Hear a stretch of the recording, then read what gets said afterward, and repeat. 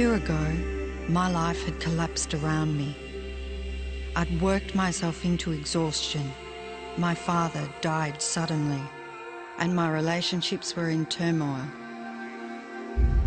Little did I know at the time, out of my greatest despair was to come the greatest gift.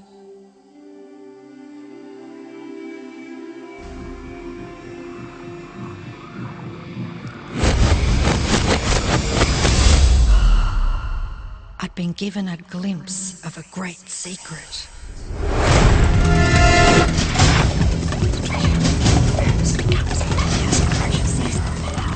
I began tracing the secret back through history.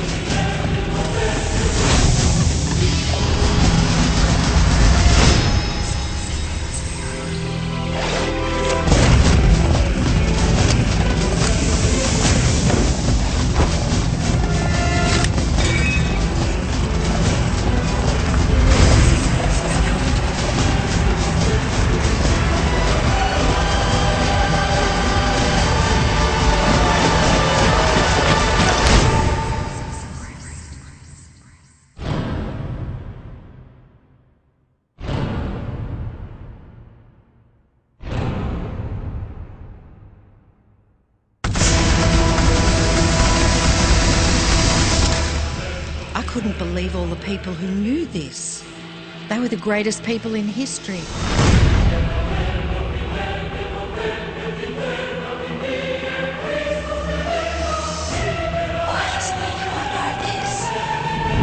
All I wanted to do was share the secret with the world. I began searching for people alive today who know the secret. One by one, they began to emerge.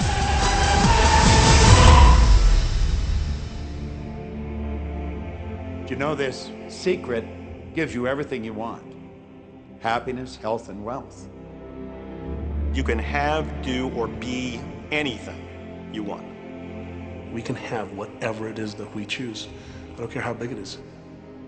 What kind of a house do you want to live in? Do you want to be a millionaire? What kind of a business do you want to have? Do you want more success? What do you really want? I've seen many miracles take place in people's lives. Financial miracles, miracles of physical healing, mental healing, healing in relationships.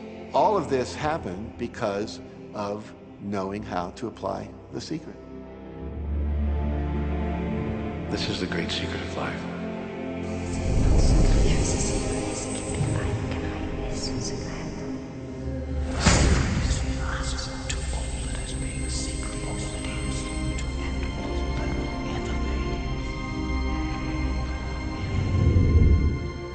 You've probably been sitting there wondering, what is the secret? I'll tell you how I have come to understand it. We all work with one infinite power. We all guide ourselves by exactly the same laws. The natural laws of the universe are so precise that we don't even have any difficulty building spaceships. We can send people to the moon, and we can time the landing with the precision of a fraction of a second.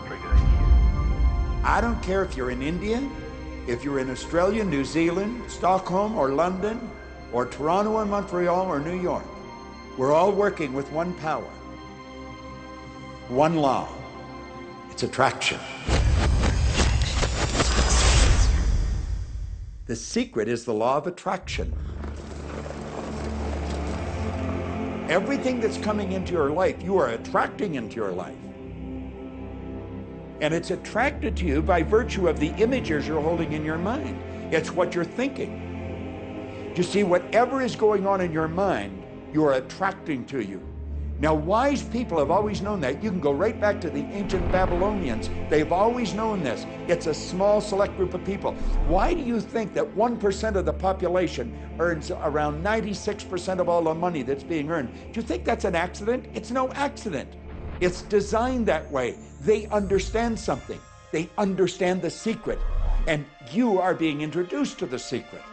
The simplest way for me to look at the law of attraction is if I think of myself as a magnet, and I know that a magnet will attract to it.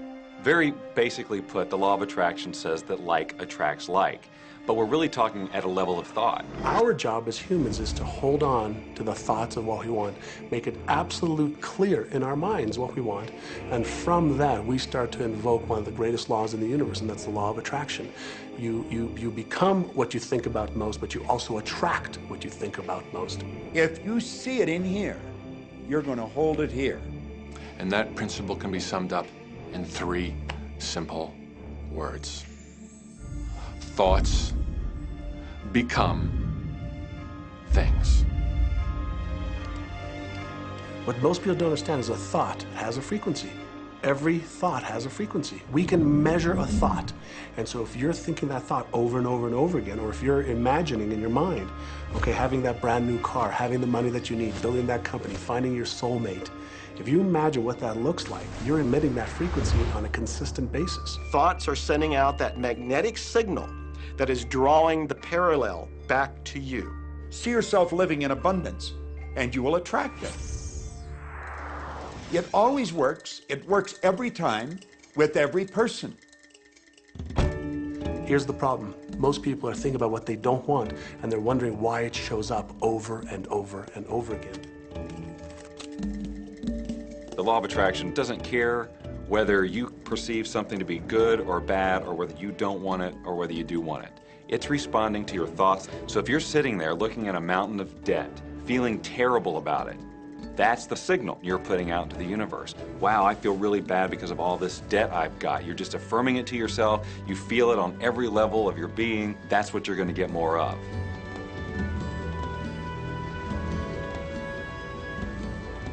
So when you're looking at that thing you want and you're saying yes to it, you're activating a thought.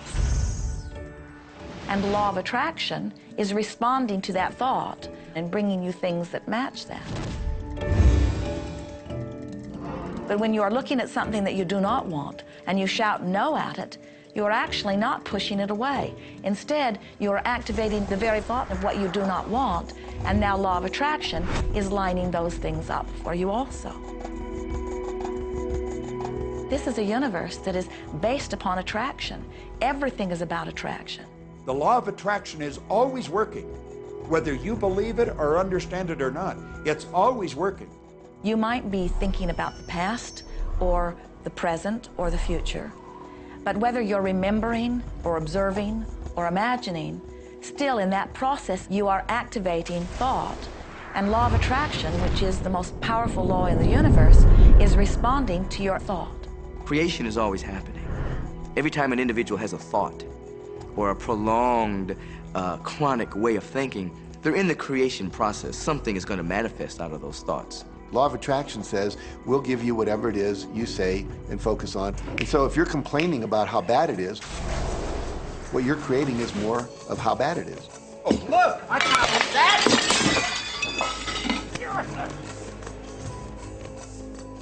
I had a student named Robert. Robert was a gay man, and he was taking an online course I have, part of which entails email access to me. And he outlined all of the grim realities of his life. In his job, all the people ganged up on him. And it was constantly stressful because of how nasty they were with him. When he walked down the street, he said every block he was accosted by homophobic people who wanted to abuse him in some way. He was wanting to become a stand-up comedian. And when he went out and did a stand-up comedy job, everybody heckled him about being gay. And his whole life was one of a lot of unhappiness and misery, and it all focused around this idea of being attacked because he was gay. I began to teach him that he was focusing on what he did not want. I directed him back to his email that he sent me and said, read it again. Look at all the things you do not want that you're telling me about. And I can tell you're very passionate about this. When you focus on something with a lot of passion, it makes it happen even faster. And then he really started taking this thing about focusing on what you want to heart. And he began really trying it.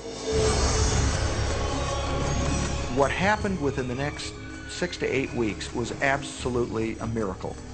He said that all the people in his office that had been harassing him either transferred to another department, quit working at the company, or started totally leaving him alone, and he began to love his job. He noticed that when he was walking down the street that nobody came up to him and harassed him anymore. They just weren't there. I am a very, very gay man. When he went and did his stand-up comedy routines, he started getting standing ovations and nobody was heckling him. His whole life changed because he changed from focusing on what he did not want, what he was afraid of, what he wanted to avoid, to focusing on what he did want. So we may be very positive in our outlook and orientation, and we tend to attract positive people and positive events and circumstances. We may be very negative in our orientation or very angry, in which case we tend to attract negative, angry people and negative, angry circumstances. And so you end up attracting to you the predominant thoughts that you're holding in your awareness, whether those thoughts are conscious or whether they're unconscious. That's the rub. If you look very carefully when it comes to the secret and the power of our mind and the power of our intention in our daily lives, it's all around us. All we got to do is open our eyes and look. You see law of attraction evidenced in your society when you see that the one who speaks most of illness has it, when you see that the one who speaks most of prosperity has it. Law of attraction is evident everywhere around you if you are understanding what it is. It has to do with you being a magnet, attracting thought, attracting people, attracting events, attracting lifestyle. Indeed, everything that you bring into your experience, you bring because of this powerful law of attraction. I mean, I'm not talking to you from the point of view of just wishful thinking or imaginary craziness. I'm talking to you from a deeper, basic understanding. Quantum physics really begins to point to this discovery. It says that you can't have a universe without mind entering into it, that the mind is actually shaping the very thing that is being perceived. Now, if you don't understand it, doesn't mean you should reject it. You don't understand electricity, probably. First of all, no one even knows what electricity is, and yet you enjoy the benefits of it. Do you know how it works? I don't know how it works, but I do know this, that you can cook a man's dinner with electricity, and you can also cook the man. People oftentimes, when they begin to understand the great secret, become frightened of all of these negative thoughts that they have. Two things they need to be aware of. One, it has been proven now scientifically that an affirmative thought is hundreds of times more powerful than a negative thought. So that eliminates a degree of worry right there. You live in a reality where there is this buffer of time, and truly that serves you. You're really not wanting to be in an environment where your thoughts manifest immediately.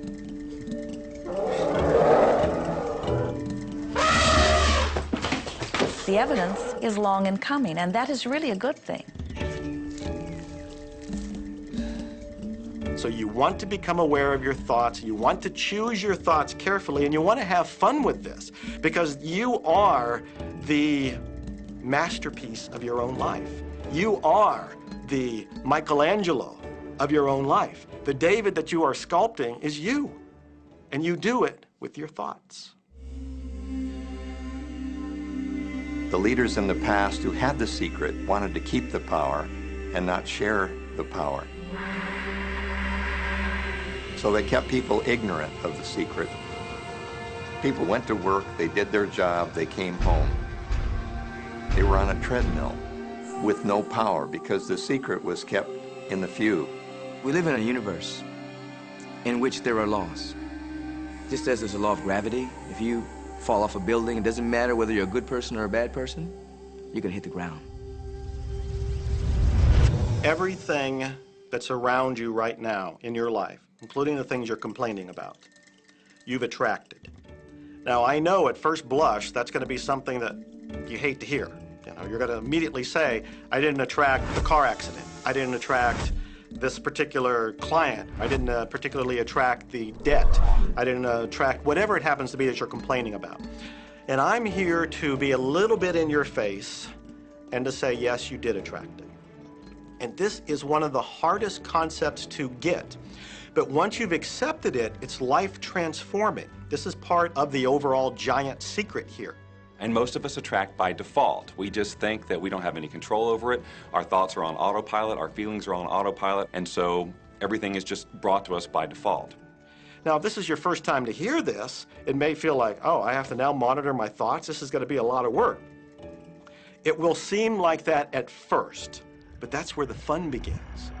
We do not encourage that you try to monitor your thoughts. That will sort of make you crazy. There are so many thoughts coming to you from so many different directions about so many different subjects. That's where your emotional guidance system comes in. Your emotions, your emotional guidance system is what helps you to understand what you're thinking.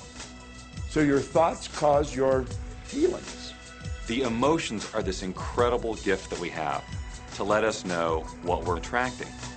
There are only two emotions from our perspective.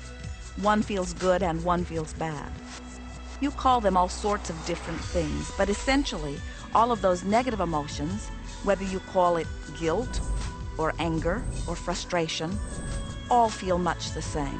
They do not feel good. And all of those are guidance saying that which you are thinking about right now is not in line with what you are really wanting. On another level, it's called bad frequency or bad vibes or whatever you want to call it. The one that feels good, that feeling of hope or happiness or love, that good feeling, that positive emotion, is guidance saying that which you are thinking right now is in alignment with what you are wanting. So it's really so simple. It's right there. The answer is, what am I attracting right now? Well, how do you feel? I feel good. Well, good. Keep doing that. Our feelings are a feedback mechanism to us about whether we're on track or not, whether we're on course or off course. The better you feel, the more in alignment you are. The worse you feel, the more out of alignment you are. What you are doing as you are moving through the variety of your day-to-day experience is you are offering thoughts that are literally formulating your future experience. And you can tell by the way you feel if the things that you're moving toward will please you when you get there.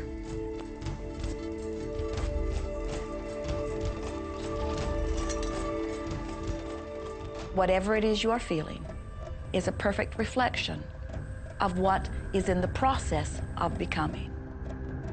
And you're getting exactly what you're feeling about, not so much what you're thinking about. That's why people, if they stub their toe out of bed, they tend to spiral.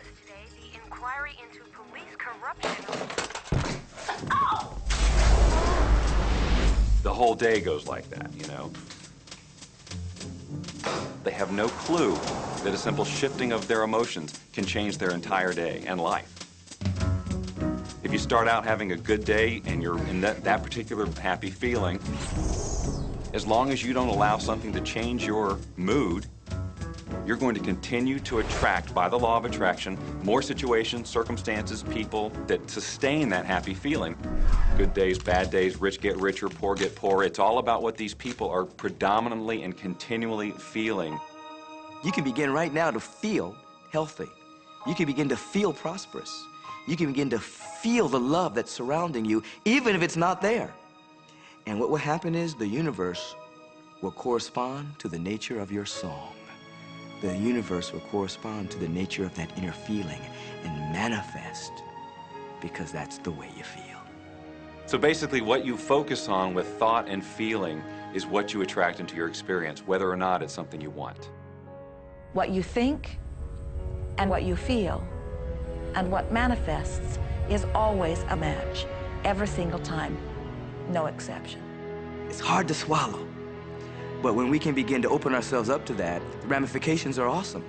It means that whatever thought has done in your life, it can be undone through a shift in your awareness.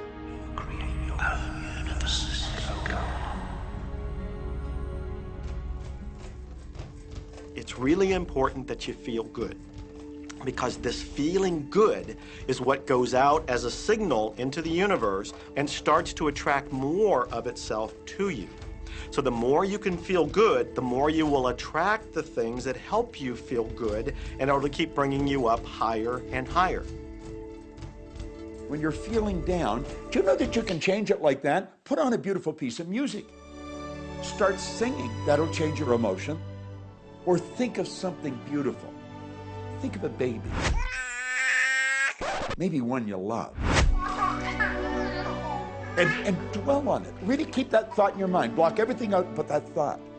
I guarantee you'll start to feel good. This principle applies to your family pet, for instance, which I believe are wonderful because they put you in a great emotional state. When you feel love for your pet, that's a great state of love. It's going to bring goodness into your life. What a gift that is. And when you begin to get the hang of this, when you begin to guide your thoughts based upon the way they feel, and you begin to notice the correlation between what you're feeling and thinking and what's coming back to you, before you know it, you will know that you are the creator of your own reality. And those who are watching from a distance will stand in amazement at the perfect life you live. Since I learned the secret and started applying it to my life has truly become magical. I think the kind of life that everybody dreams of, and I live on a day-to-day basis. I live in a $4.5 million mansion. I have a wife to die for. I get to vacation in all the fabulous spots of the world. I've climbed mountains, I've explored, I've been on safaris. And all of this happened and continues to happen because of knowing how to apply the secret. Life can be absolutely phenomenal, and it should be, and it will be, when you start using the secret.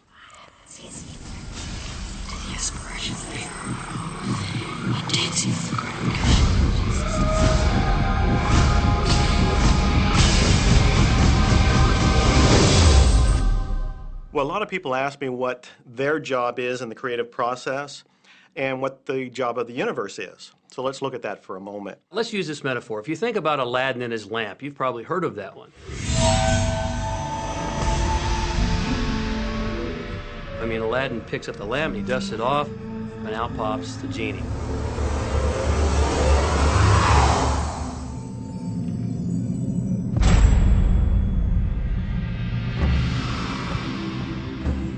And the genie always says one thing. Your wish is my command.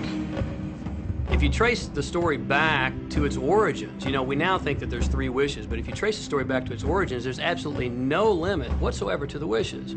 Think about that one. Now, let's take this metaphor and blow it out and apply it to you in your life. Remember, Aladdin is the one who always asks for what he wants. Then you've got the universe at large, which is this grand genie, and traditions, you know, have called it so many different things. Your holy guardian angel, your higher self. I mean, we could put any label on it, and you choose the one that works best for you. But every tradition has told us there's something bigger than us. And the genie always says one thing. Your wish is my command. So we like to say to you that the creative process is a 3-step process. Step 1 is you must ask for what you want.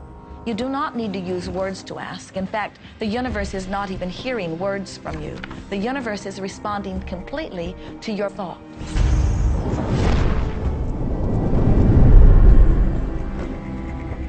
What do you really want? Sit down and write it out on a piece of paper. Write it in the present tense. You might begin by writing, I am so happy and grateful now that, and then explain how you want your life to be in every area. And this is really fun. This is like having the universe as your catalog, and you flip through it and you go, well, I'd like to have this experience, and I'd like to have that product, and I'd like to have a person like that. It is you just placing your order with the universe. It's really that easy. The second step is an answer to what you're asking. And that is not your work in your physical form. The universe will do that step for you. All of the universal forces are responding to the thoughts that you have set into motion. Your wishes, my command. And the universe will start to rearrange itself to make it happen for you. Most of us have never allowed ourselves to want what we truly want because we can't see how it's going to manifest. If you do just a little research, it is going to become evident to you that anyone that ever accomplished anything did not know how they were going to do it. They only knew they were going to do it. You don't need to know how it's going to come about. You don't need to know how the universe will rearrange itself. You don't know how. It'll be shown to you. You will attract the way. So then our friends say, something must be going terribly wrong because I know I am asking, so where's my stuff? And we say, you are asking. You are completing step one. You can't help but do that. The universe is answering every time, no exception. But there is another step that you must understand, and it is called step 3, which is the receiving step, which means you must bring yourself into alignment with what you're asking for. When you're in alignment with what you want, you feel wonderful. That's what enthusiasm is. That's what joy is. That's what appreciation is. That's what that feeling of passion is. But when you are feeling despair or fear or anger, those are strong indicators that you are not right now in alignment with what you're asking for. And so when you begin to realize that the way you feel is everything, and you begin to direct your thoughts based upon how they feel, little by little, you can find the feeling place of it, and now you are one with it, and now it must manifest into your experience.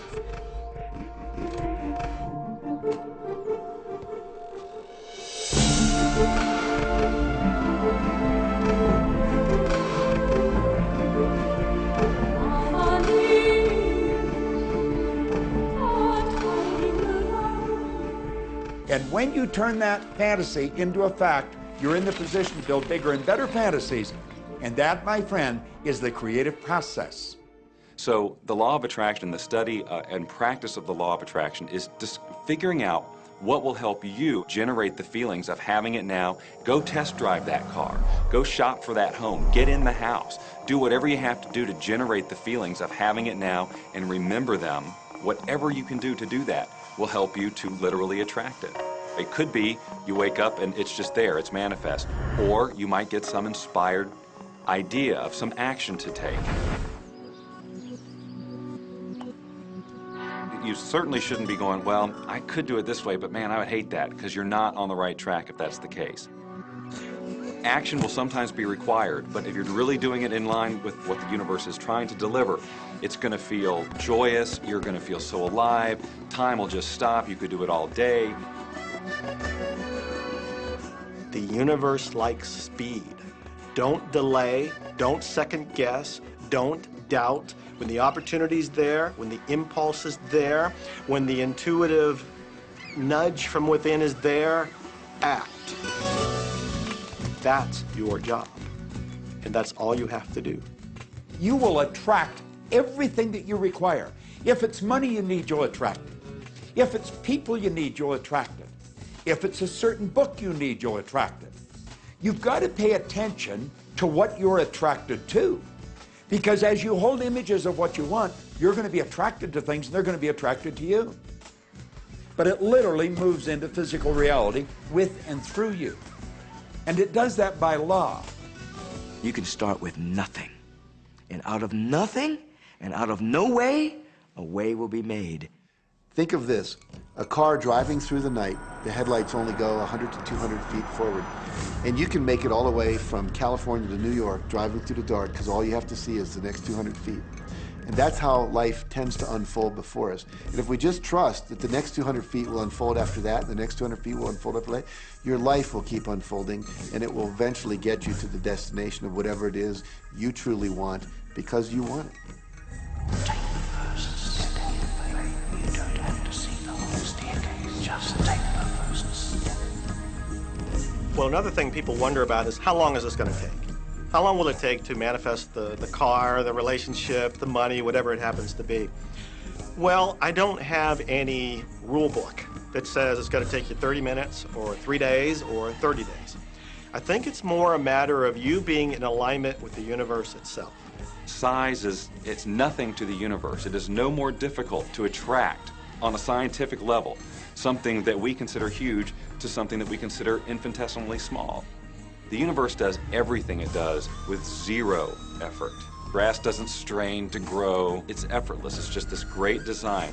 It's all about what's going on up here. It's about what we put in place, saying this is big, it's going to take some time. This is small, oh, I'll give it an hour. You know, those are our rules that we define. There are no rules according to the universe. You provide the feelings of having it now, it will respond.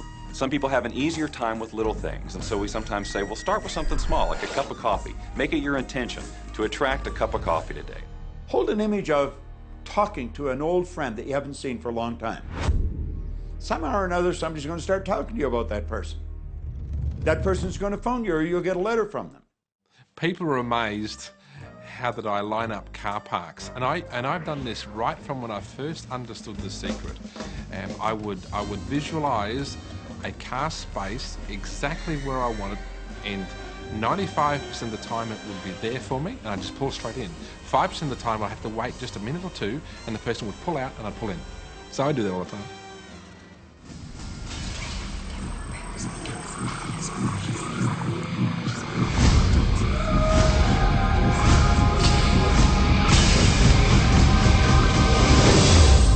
A lot of people feel stuck or in prison or confined by their current circumstances. And I'm trying to point out that whatever your circumstances right now, that is only your current reality. And current reality will begin to change as a result of watching this and beginning to use The Secret. But sometimes it feels like you're stuck because you continue to think the same thoughts over and over again. And so you tend to get the same results over and over again. And the reason is because most people offer the majority of their thought in response to what they are observing. You see, if you're just looking at what is, then you're just thinking about what is. And when you think about what is, law of attraction gives you more of it. And then if you just observe what is, then you're just thinking about what is. And law of attraction gives you more of what is. And then if you just observe what, we've been over this, haven't we? You have to find a way that you are approaching what is through a different vantage point. Most people look at their current state of affairs and they say, this is who I am. That's not who you are. That's who you were. You see, if you look at your current state of affairs right now, let's say, for instance, that you don't have a lot of money in your bank account, or you don't have the relationship that you want, or your health and fitness isn't up to par. That's not who you are. That's the residual outcome of your past thoughts and actions. So we're constantly living in this residual, if you will, of the thoughts and the actions we've taken in the past. When you look at your current state of affairs and define yourself by that, then you doom yourself to have nothing more than the same in the future. All that we are is the result of what we have thought. Okay, what can you do right now to begin to turn your life around? I'll tell you 2 or 3 things. Start making a list of things to be grateful for. Start with that, because this shifts your energy. It starts to shift your thinking. Where before this exercise, you might be focusing on what you don't have, and you might be focusing on your complaints, and you might be focusing on whatever the problems are. When you do this exercise, you start to go in a different direction. You start to be grateful for all the things that you feel good about. Gratitude is absolutely the way to bring more into your life. Every man knows that when his wife's appreciating him for the little things he does, what does he want to do? He wants to do more. It's always about appreciation. It pulls things in. It attracts support. I've said for many years that whatever we think about and thank about, we bring about. Because that's that feeling that you have to have, you know. And so for me, it's been such a powerful exercise every morning to get up and say thank you. Every morning when my feet hit the floor, thank you. And then I start running through what I'm grateful for as I'm going to brush my teeth and do the things I do in the morning. And I'm not just thinking about them and doing some rote routine, but I'm putting it out there and I'm feeling the feelings of gratitude. Because as soon as you start to feel differently about what you already have, you will start to attract more of the good things, more of the things you can be grateful for. Because you can look around and say, well, look, I don't have the car I want, I don't have the house I want, I don't have the health I want, I don't have the spouse I want. Oh, back up, back up. Those are all the things you don't want. Focus on what you already have that you're grateful for. And it might be you have the eyes to watch this. It might be the clothes that you have. Yes, you might prefer something else, and you might get something else pretty soon if you start feeling grateful for what you have. I think everybody goes through times when they say, oh man, things aren't working right, or things are going bad, and there were some things going on in my family, and I found a rock. I was just sitting here holding this rock. You might see me carrying around. I found a rock. I stuck it in my pocket, and I said, you know what? Every time I touch this rock, I'm going to think of something that I'm grateful for. And so every morning when I get up in the morning, I pick it up off the dresser, I put it in my pocket, and I go through the things that I'm grateful for. At night, what do? You empty your pocket, and there it is again. And I've had some different experiences with that. I've had some amazing experiences. I had a guy from South Africa, another time, he saw me drop it. He said, what is that? Well, what's that? I explained it to him, so he started calling it a gratitude rock. Gratitude rock. 2 weeks later, I got an email from him from South Africa. And he said, my son is dying from a rare disease. It's a type of hepatitis. He said, would you send me 3 gratitude rocks? Now, they're just rocks I found off the street, you know? So I said, sure. I had to make sure that the rocks were very special. And so I went out to the stream, looked, picked out the right rocks, and sent them off to him. 4 or 5 months later, I get an email from him. He said, my son's better. He's doing terrific. And he said, but you need to know something. He says, we've sold over 1,000 rocks at $10 a piece as gratitude rocks, and we've raised all this money for charity. Thank you very much. And so it's very important to be in an attitude of gratitude, as I call it. Another thing that I would suggest that you do right now to turn your life around, and this is so huge that I can't find the words to describe just how powerful this can be for you.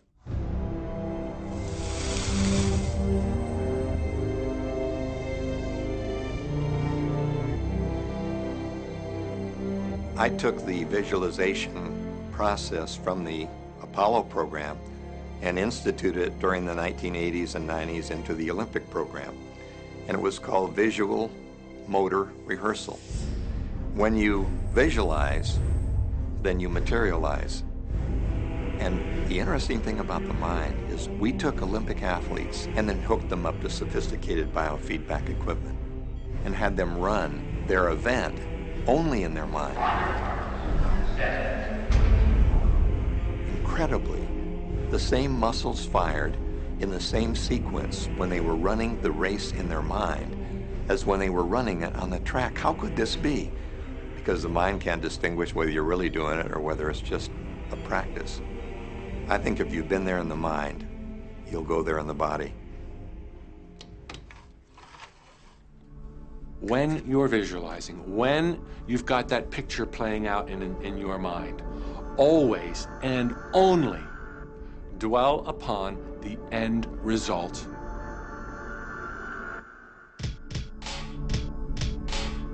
Here's an example. Look at the back of your hands right now. Really, look at the back of your hands. The color of your skin, the freckles, the blood vessels, the rings, the fingernails, the fake fingernails. Take in all those details right before you close your eyes. And then see those hands, your fingers, wrapping around the steering wheel of your brand new car.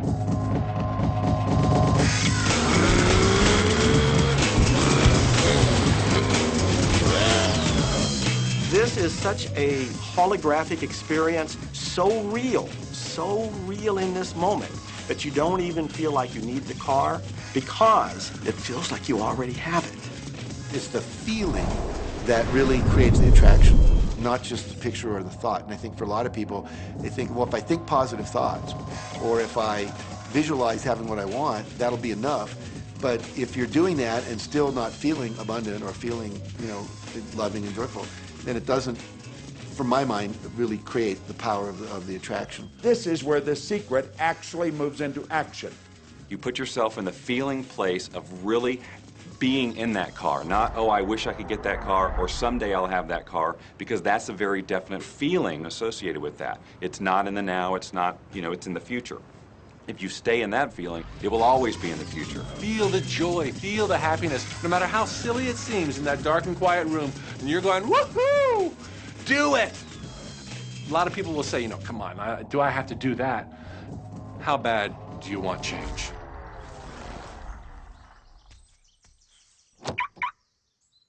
Now that feeling and that inner seeing will begin to be an open doorway through which the power of the universe will begin to express. What this power is, I cannot say. All I know is that it exists. Our job is not to figure out the how. The how will show up out of the commitment and the belief in the what. The hows are the domain of the universe. It always knows the shortest, quickest, fastest, most harmonious way between you and your dream. If you turn it over to the universe, you will be surprised and dazzled by what is delivered to you. This is where magic and miracles happen. Well, I would say you want to do this virtually daily, but my disclaimer is this should never be a chore. What's really bottom line importance here to the whole secret is feeling good. You want to feel exhilarated by this whole process. You want to be high, happy, in tune as much as possible. The only difference between people who really are living this way and people who aren't, living in the magic of life, is that the people who are living in the magic of life have habituated ways of being. They have habituated this process, and magic happens with them wherever they go, because they remember it and they do it all the time, not as a one-time event. People hold that for a while, and they're really a champion at it. And they say, you know what, I'm fired up, I saw this program, and I'm going to change my life. And yet, you know, results aren't showing, and beneath the surface, it's just about ready to break through. And someone will look at the surface results and go, this stuff doesn't work. And you know what? The universe says, your wish is my command. And it goes down. You know, knowing the law of attraction, I wanted to really put it to use and to see if it was, you know, what would happen.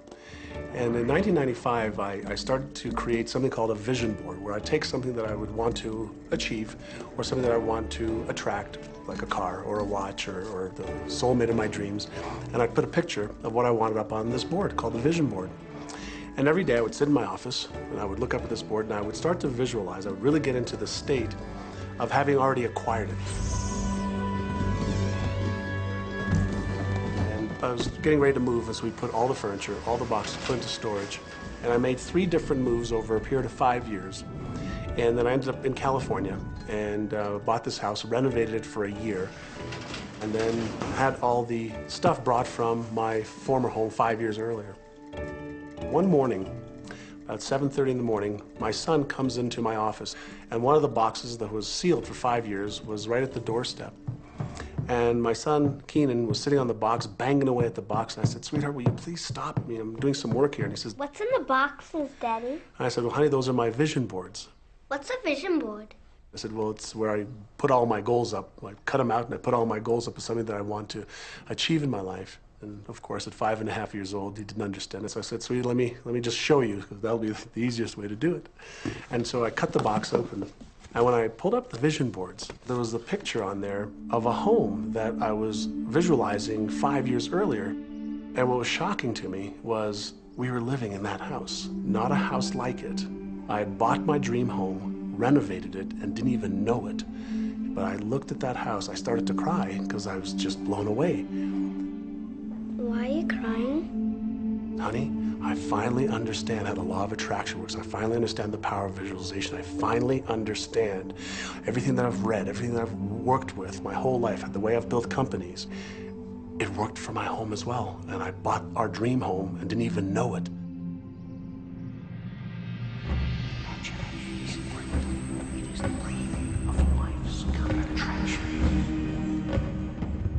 Decide what you want, believe you can have it, believe you deserve it, and believe it's possible for you.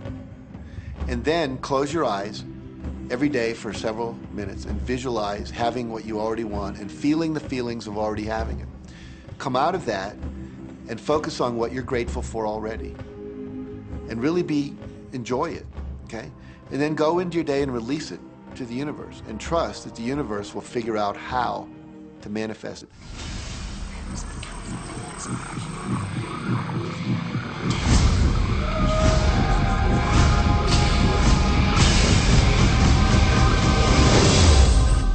No, The Secret was definitely a real transformation for me because I grew up in a family where my dad was very negative, thought that rich people were people that had ripped everyone off, thought that anyone who had money, you know, must have deceived somebody.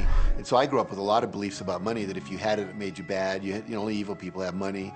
And, you know, money doesn't grow on trees. That was a big one. Who do you think I am, Rockefeller? That was one of his favorite phrases. So I grew up truly believing that life was difficult, that it was hard, you had to struggle. And it was only when I met W. Clement Stone that I literally began to shift my life. Whatever the mind of man can conceive and achieve. When I was working with Stone, he said, I want you to set a goal that's so big that if you achieved it, it would blow your mind. And you would know it's only because of what I've taught you that you would have achieved this goal. Well, at the time, I was making about $8,000 a year. And for some reason, I wanted something that was really measurable. So I said, I want to make $100,000 in a year. Now, I had no idea how that could do that. I saw no strategy, no possibility, but I just said, I'm going to declare that, I'm going to believe it, I'm going to act as if it's true, and release it. And so I did that. And one of the things he taught me was every day to close your eyes and visualize the goal as if it's already achieved.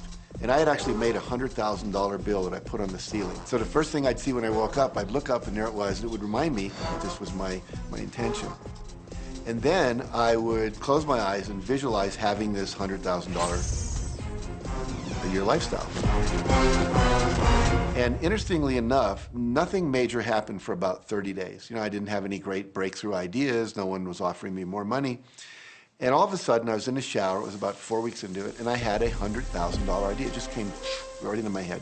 I had a book I had written, and I said, if I could sell 400,000 copies of my book at a quarter each, that'd be $100,000. Now, the book was there, but I never had this thought. And one of the secrets, I think, is that when you have inspired thought, you have to trust it and you have to act on it. Now, I didn't know how to do that. I didn't know how I was going to sell 400,000 copies. We'd never done that. And then I saw the National Enquirer at the supermarket. I had seen that millions of times, and it was just background. And all of a sudden, it jumped out of me as foreground, and I thought, wow, if readers knew about my book, certainly 400,000 people would go out and buy it.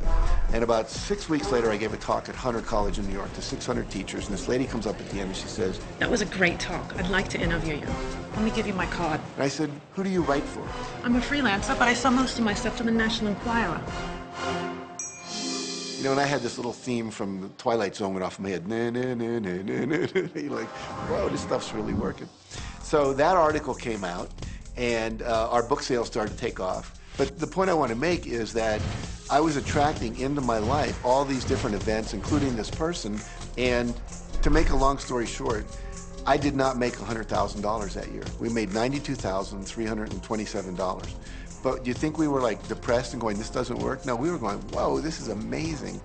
And so my wife said to me, wow, if it works for 100,000, you think it'd work for 1 million? And I said, I don't know, I think so, let's try it.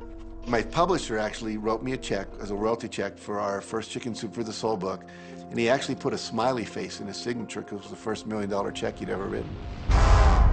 And so I know from my own experience, because I wanted to test it, does this secret really work? And we put it to the test, it absolutely worked. And now I live my life from that every single day. Well, I can just imagine what a lot of people that are watching this are thinking. And that is, how can I attract more money into my life? How can I get more of the green stuff? How can I get more wealth and prosperity? How can I, when I love my job, deal with the credit card debt that I have? And the realization that maybe there's a ceiling on the money that can come in because it's coming to me through my job. How can I bring in more? Intend it. This goes back to one of the things we've been talking about throughout the whole secret. Your job is to declare what you would like to have from the catalog of the universe. Well, if cash is one of them, say how much you would like to have. I would like to have $25,000 unexpected income within the next 30 days. or whatever it happens to be. It should be believable for you. Most people have a goal of getting out of debt. That'll keep you in debt forever. Whatever you're thinking about, you will attract. You'll say, but it's get out of debt. I don't care if it's get out or get in. If you're thinking debt, you're attracting debt. Set up an automatic debt repayment program and then start to focus on prosperity. So many times people say to me, well, I'd like to double my income in the next year. But then you look at their actions and they're not doing the things that are going to make that happen. And they'll turn right around and go, well, I can't afford that. Okay, guess what? Your wish is my command.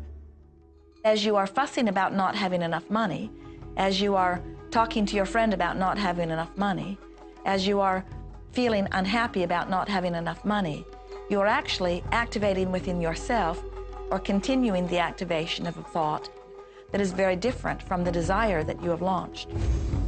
What it just comes down to is you just can't want more money and focus upon not enough. When I first understood The Secret, I was getting bills. Every day I'd get a bunch of bills in the mail. And I thought, how do I turn this around? The law of attraction states that what you focus on, you will get. So I got a bank statement. I whited out the total and I put a new total in there. I put exactly how much I wanted to see in the bank. So I thought, what if I just visualize checks coming in the mail? So I just visualize a bunch of checks coming in the mail. Within just 1 month, things started to change.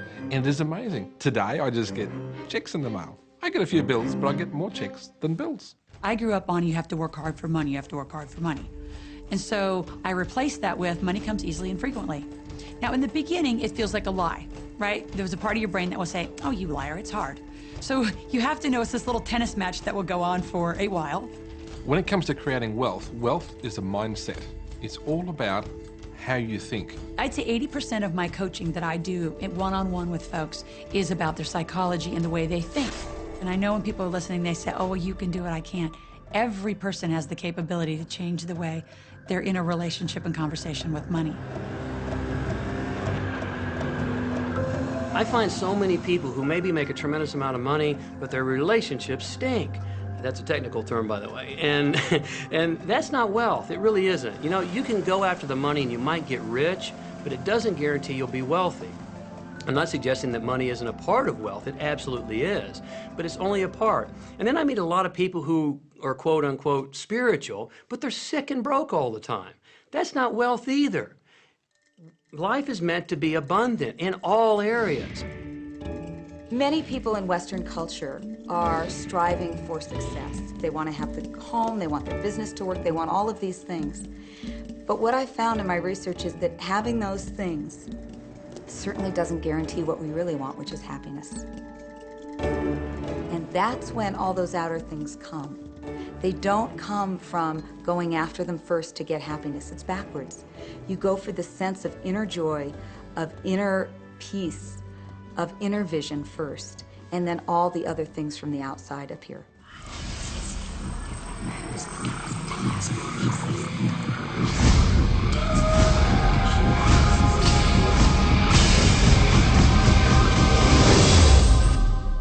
The secret means for me actually that we are creators of our universe, and that every wish of what we want to create will manifest in our life.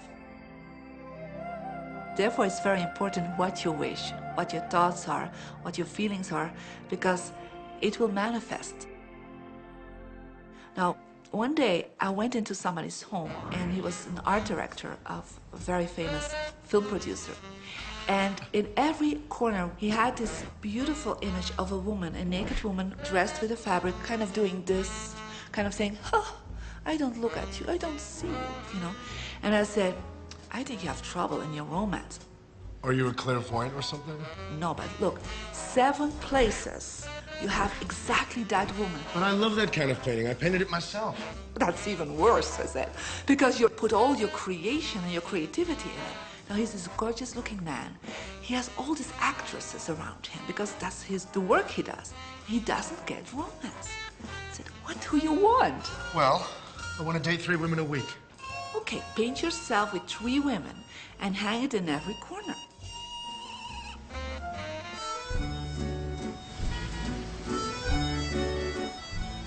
6 months later, I see him in Europe and said, how is your love life? Great. They just call me. They all want to date me. Because that's your wish. Now I have like 3 dates a week. They're fighting over me. Good on you. But I really want to stabilize a little bit. I want marriage, and I want romance. Well, paint it, okay? So he painted a beautiful romantic relationship. And a year later, he got married and is very happy. Because he put another wish out. But he wished it in himself for years, but it did not happen.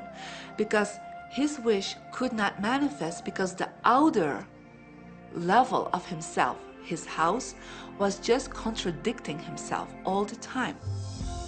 So if you know this knowledge, you should start playing with it. Inside relationships, it's important to first understand who's coming into the relationship. And I don't mean about your partner, I mean about you. How can you ever expect anyone else to enjoy your company if you don't enjoy your own company? And so, again, the law of attraction, or the secret, is about bringing that into your life, and you've got to get really, really clear. Here's the question I would ask you to consider. Do you treat yourself the way that you want other people to treat you? You become the solution for you. Don't like, now you owe me and you need to give me more. Instead, give more to yourself. Take time off to give to yourself, in a sense, to fill yourself up to fullness, to where now you can overflow in giving. I got into many relationships expecting my partner to show me my beauty. I needed to see him showing me my beauty because I didn't feel beautiful. Because when I was growing up, my sheroes were Charlie's Angels, or the Bionic Woman, Wonder Woman. And though they were wonderful women, none of them looked like me. It wasn't until I stopped and I fell in love with Lisa, full lips, round hips, mocha skin, afro, that the rest of the world began to fall in love with Lisa. There's something so magnificent about you. I have been studying me for 44 years. I want to kiss myself. Because you're going to get to love yourself. I'm not talking about conceit. I'm talking about a healthy respect for yourself. And as you love yourself, you'll love others. Sometimes people will say, those people at work are so negative, or the man I live with is so angry, or my children are so worrisome to me. And we say, you must orient yourself to the best part of those people who surround you. We encourage that you get a notebook and that you make a list of the positive aspects of the people that you spend a lot of time with.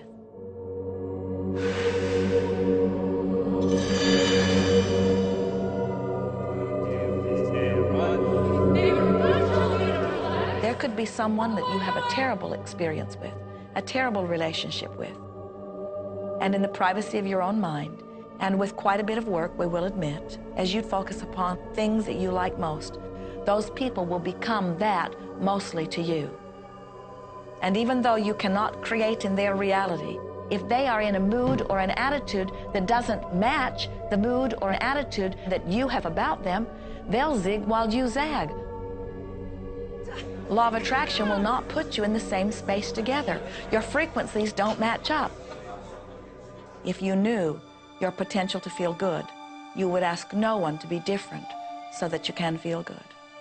You would free yourself of all of that cumbersome impossibility of needing to control the world, or control your mate, or control your child. You are the only one who creates your reality. For no one else can think for you. No one else can do it. It is only you. Every bit of it you.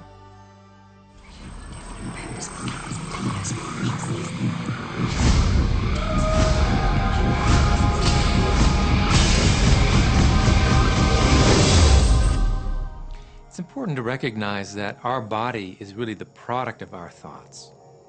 We're beginning to understand in medical science the degree to which the nature of thoughts and emotions actually determines the physical substance and structure and function of our bodies. We've known in the healing arts of a placebo effect.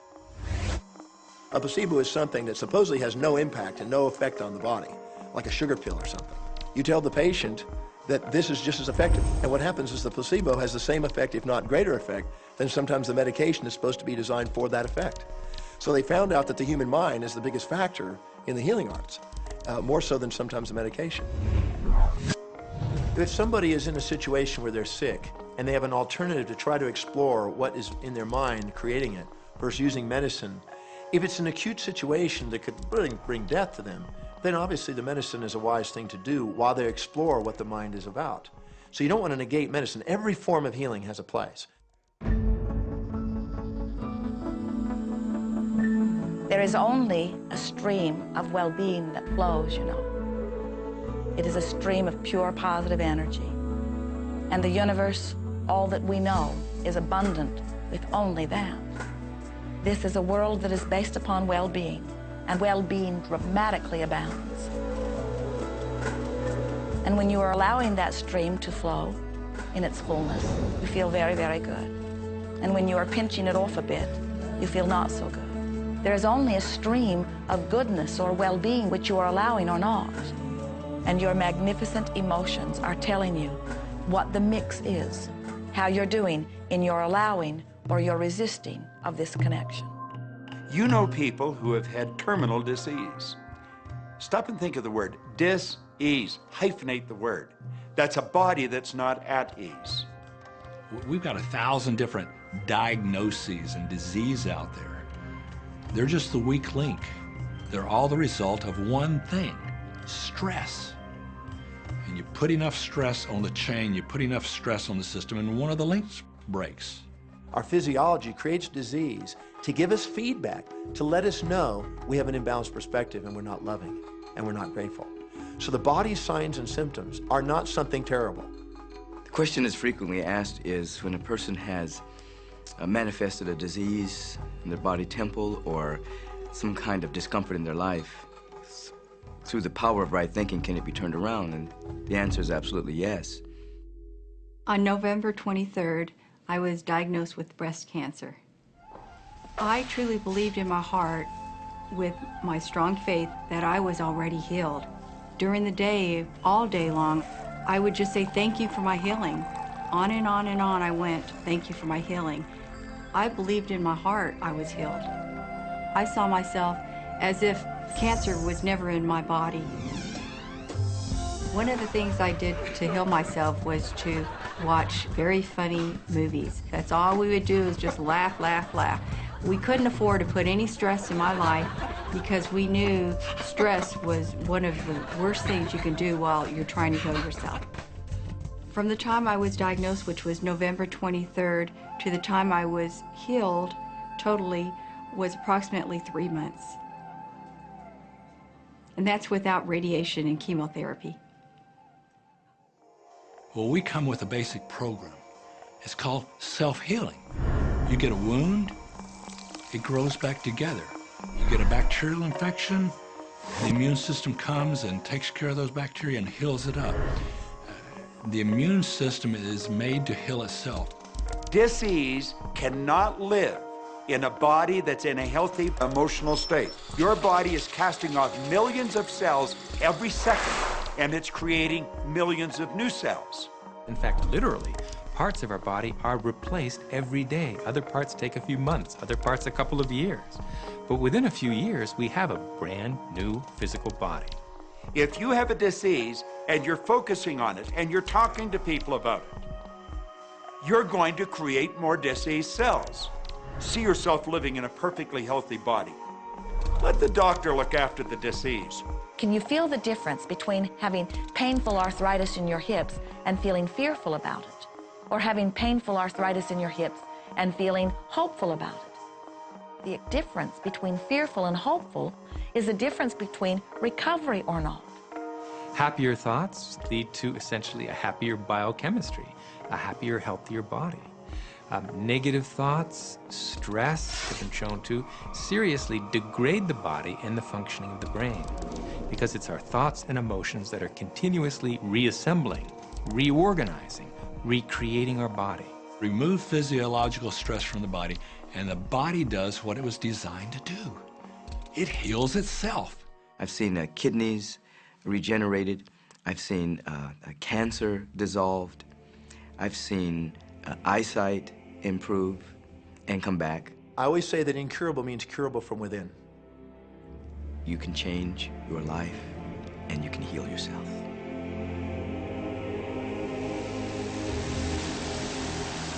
Well, my story begins on March 10, 1981. It really changed my whole life. It was the day I'll never forget.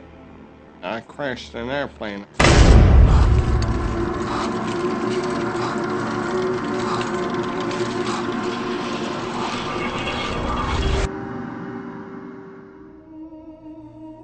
I ended up in the hospital completely paralyzed. My spinal cord was crushed. I broke the first and second cervical vertebrae. My swallowing reflex was destroyed. I couldn't eat or drink. My diaphragm was destroyed. I couldn't breathe. All I could do was blink my eyes. The doctors, of course, said all my life I'd be a vegetable. All I'd do is blink my eyes the rest of my life. That's the picture they saw of me, but it didn't matter what they thought. The main thing was what I thought.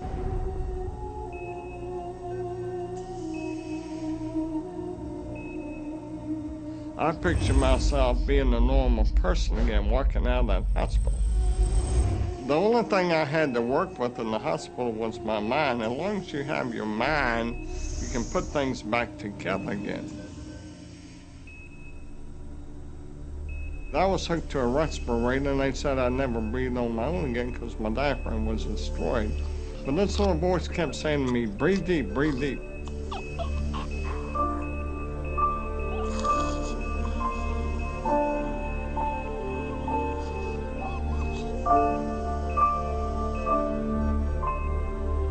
Finally, I was weaned from it.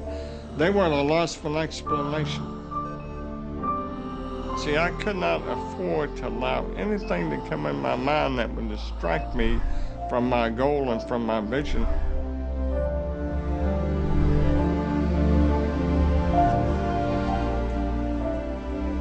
Well, I set a goal to walk out of the hospital on Christmas. That was my goal.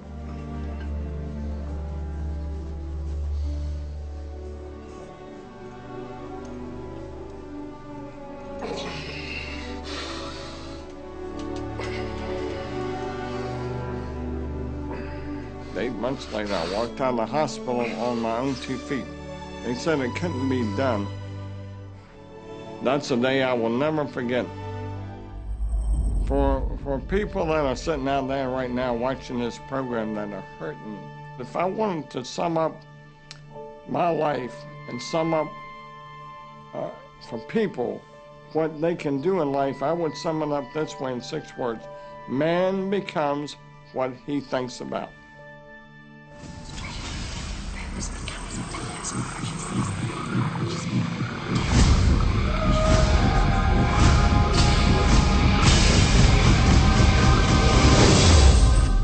We notice that there are so many people who are living life in a very conditional way. They look out and they see things that are wonderful and they say, yes, we want more of those. We would vote for that. We would support that with our time and energy and money. But then they look out and they see things that they do not want, terrible things that they do not want to live and that they do not want to see others live. And they say, we've got to do something about getting rid of those things. But they don't realize that as they push against the unwanted, they add power to it. In this world, there is a war against poverty and a war against cancer and a war against teenage pregnancy and a war against terrorism and a war against violence and a war against terrorism. Did we mention that there's a war against terrorism? And all of this pushing against is only adding to, because you can't say no and make it go away. When you shout no, law of attraction is lining that up.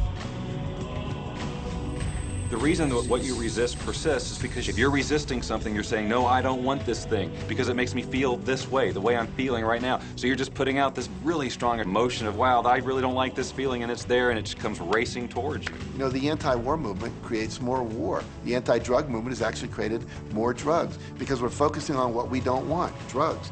People will say, well, shouldn't I focus upon that? That is true. And we say, that is like saying, because someone gave their attention to something they did not want long enough that now it is manifested, I should do it too. And we say, we don't really understand that reasoning. Mother Teresa was brilliant. She said, I will never attend an anti-war rally. If you have a peace rally, invite me. You know, she knew. She understood the secret. I mean, look what she manifested in the world. So if you're anti-war, be pro-peace. If you're anti-hunger, be pro people having more than enough to eat. If you're anti a particular politician, be pro his opponent. Often elections are tipped in the favor of the person that people are really against because he's getting all the energy and all the focus. You want to focus on what you want, not what you don't want. It's okay to notice what you don't want because that gives you contrast to say, well, this is what I do want. But the fact is that the more you talk about what you don't want or talk about how bad it is, read about all of that all the time, and then say, oh, how terrible it is, well, you're creating more of that. You know, so many times people say to me, well, James, I have to be informed. Maybe you have to be informed, but you don't have to be inundated. Learn to become still and to take your attention away from what you don't want and all the emotional charge around it and place the attention on what you wish to experience. I always say when the voice and the vision on the inside become more profound and more clear and loud than the opinions on the outside, you've mastered your life. You are not here to try to get the world to be just as you want it to be. You are here to create the world around you that you choose, while you allow the world as others choose it to be, to exist also.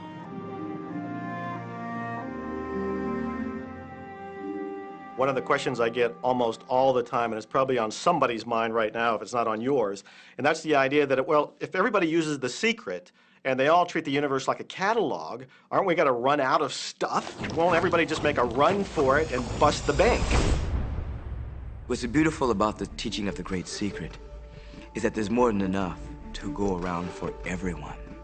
There is a lie that acts like a virus within the mind of humanity. And that lie is there's not enough good to go around. There's lack, and there's limitation, and there's just not enough. That lie has people living in fear, greed, stinginess, and those thoughts of fear, greed, stinginess, and lack become their experience. So the world has taken a nightmare pill.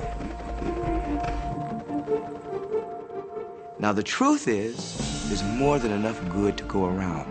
There's more than enough creative ideas. There's more than enough power. There's more than enough love. There's more than enough joy.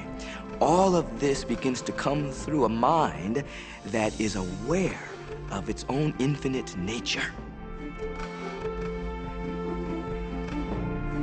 Every great teacher who's ever walked the planet has told us that life was meant to be abundant. And so just when we think that resources are dwindling, we find new resources to achieve the same things. And so even though we say we have lack, it's because we don't open up our vision and see all of what's around us. You know, when everybody starts to live from their heart and go for what they want, they don't go for the same things. That's the beauty of this. We don't all want BMWs. We don't all want the same person. We don't all want the same experiences. We don't all want the same clothing. We don't all want fill in the blank. There's enough for everyone. If you believe it, if you can see it, if you act from it, it will show up for you. That's the truth. So let the variety of your reality thrill you as you get to choose from among it those things that you're wanting. And when you see something that you want in your experience, think about it. Find the feeling place of it. Get inside of it. Talk about it and write it down. Write a script about it. Make it your reality by becoming a match to it. And when you see those things that you're not wanting in your experience, do not talk about them. Don't write about them. Don't join groups that worry about them. Don't push against them. Do your best to ignore them. Remove your attention from the things that you do not want, while you give your undivided attention to the things that you do want. Most of the leaders in the past missed the great part of the secret, which is empowering and sharing with others. This is the best time to have ever been alive in history. It's the first time we've ever had the power to gain knowledge at our fingertips.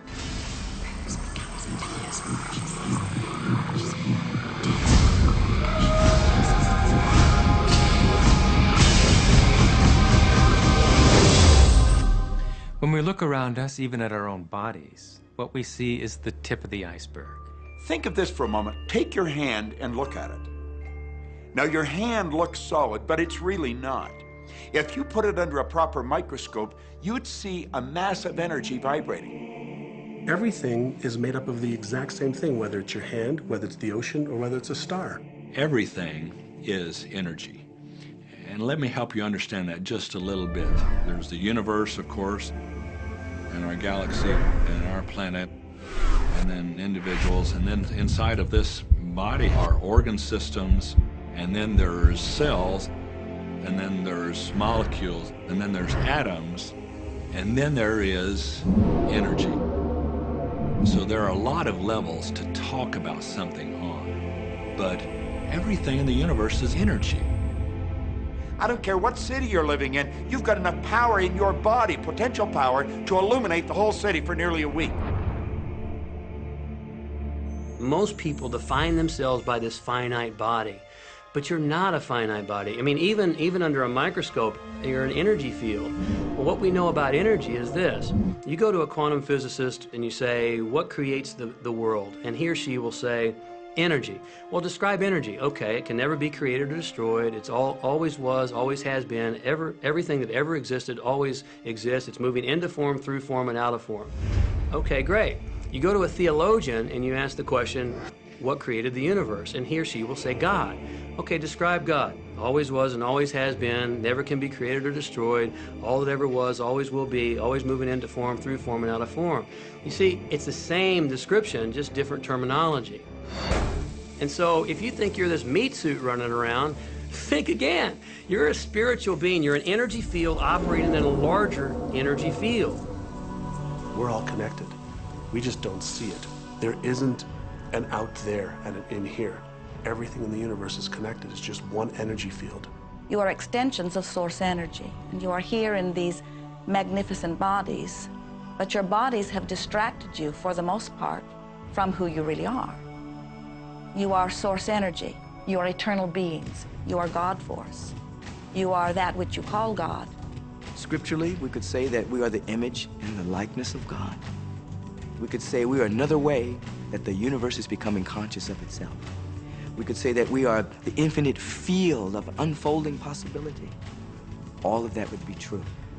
Every great tradition has told you that you were created in the image and the likeness of the creative source. That means that you have God potential and power to create your world, and you are. You are. And maybe you've created things to this point that are wonderful and worthy of you, and maybe you haven't. The question I'd ask you to consider is, do the results you have in your life, are they what you really want? And are they worthy of you? If they're not worthy of you, then when would now be the right time to change those? Because you have the power to do that.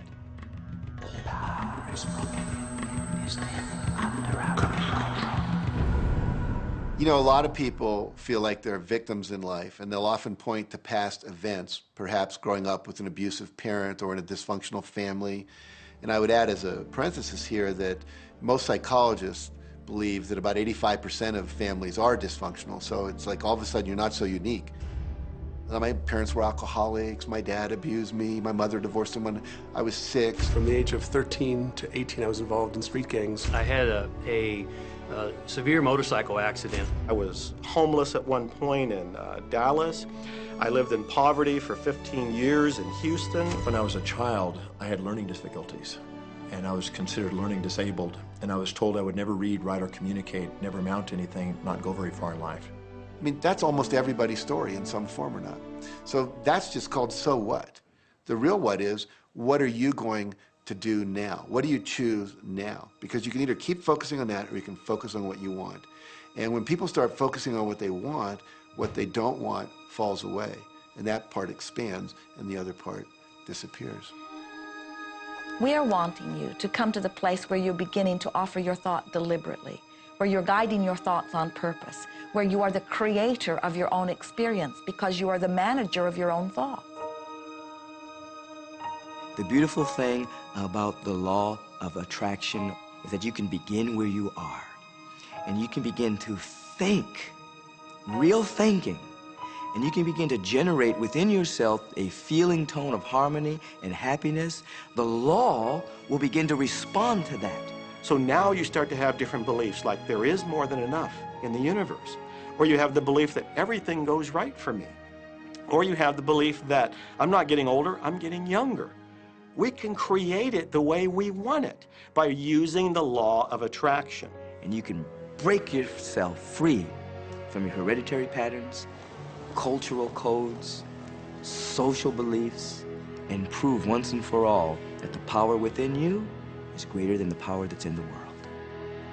Some of you may be thinking, well, that's very nice, but I can't do that, or she won't let me do that, or he'll never let me do that, or I haven't got enough money to do that, or I'm not strong enough to do that, or I'm not rich enough to do that, I'm not. Every single I'm not is a creation. Whether you can or you can't, you are right. Are there any limits to this? Absolutely not. We are unlimited beings. We have no ceiling.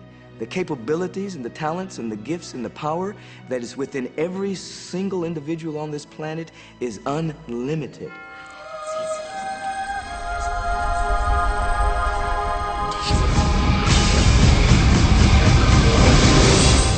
There is no blackboard in the sky on which God has written your purpose, your mission in life. There's no blackboard in the sky that says Neil Donald Walsh, a handsome guy who lived in the first part of the 21st century, who, colon, then there's a blank, you know, and all I have to do to really understand what I'm doing here, why I'm here, is to find that blackboard and find out what God really has in mind for me. But the blackboard doesn't exist. So your purpose is what you say it is. Your mission is the mission you give yourself.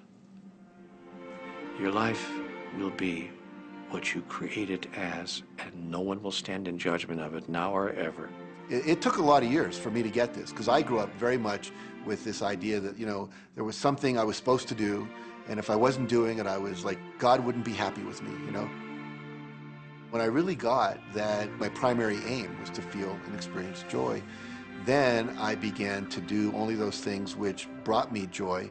We have a saying, you know, if it ain't fun, don't do it, you know? Joy, love, freedom, happiness, laughter. That's what it is. And if you've just experienced joy sitting there and meditating for an hour, by golly, do that. If you experience joy eating a salami sandwich, then do that. When I pet my cat, I'm in a state of joy. When I walk in nature, I'm in a state of joy. So I want to constantly put myself in that state. And when I do that, then all I have to do is have the intention of what I want, and what I want manifest. So inner happiness actually is the fuel of success. Anything that makes you feel good is always going to be drawing in more. You are listening to this right now. It's you that drew this into your life. It's your choice whether you want to take it and utilize it. If it feels good, if it doesn't feel good, then you know, let it go. Find something that feels good, that resonates with your heart.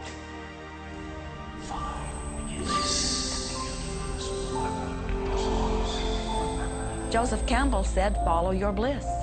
We think those are the best words we have ever heard spoken from a human tongue. And if one could follow one's bliss, you would follow the trail to abundance and well-being on all subjects.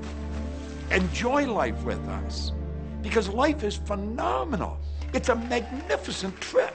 You will live in a different reality, a different life, and people will look at you and say, "What do you do different than me?"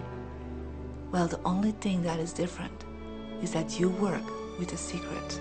And then you can do and have and be things that people would say that's impossible for you to do and have and be.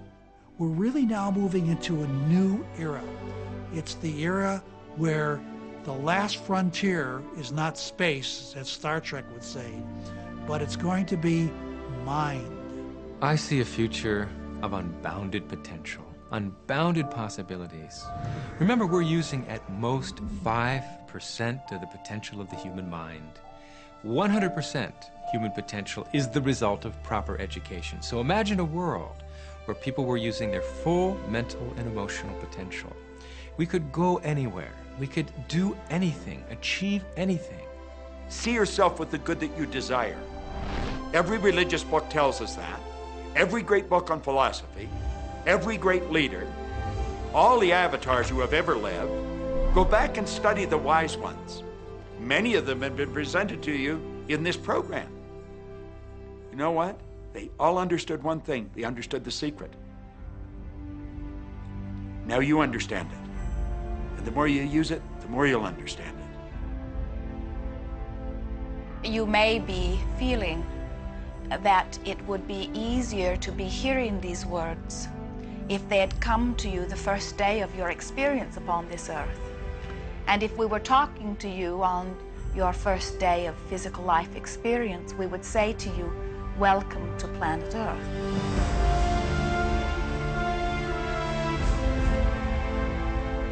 There is nothing that you cannot be or do or have.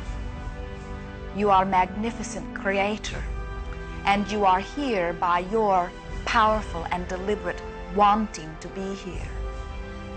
Go forth, giving thought to what you are wanting, attracting life experience to help you decide what you want, and once you have decided, giving thought only unto that. Most of your time will be spent collecting data that will help you decide what it is you want. But your real work is to decide what you want and then to focus upon it. For it is through focusing upon what you want that you will attract it. That is the process of creating. I believe that you're great, that there's something magnificent about you. Regardless of what has happened to you in your life, regardless of how young or how old you think you might be, the moment you begin to think properly, there's something that is within you, there's power within you that's greater than the world, it will begin to emerge. It will take over your life. It will feed you. It will clothe you. It will guide you, protect you, direct you, sustain your very existence if you let it. Now that is what I know for sure.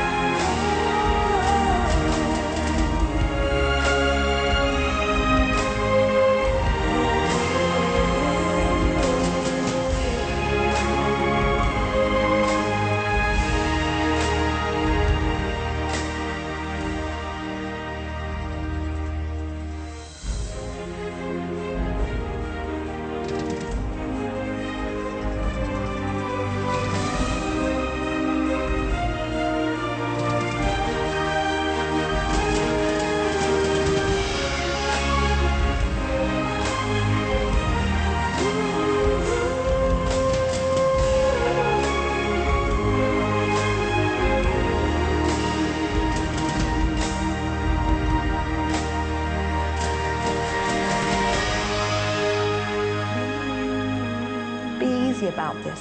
Have fun with it. There is nothing you are supposed to do, only that which you want to do.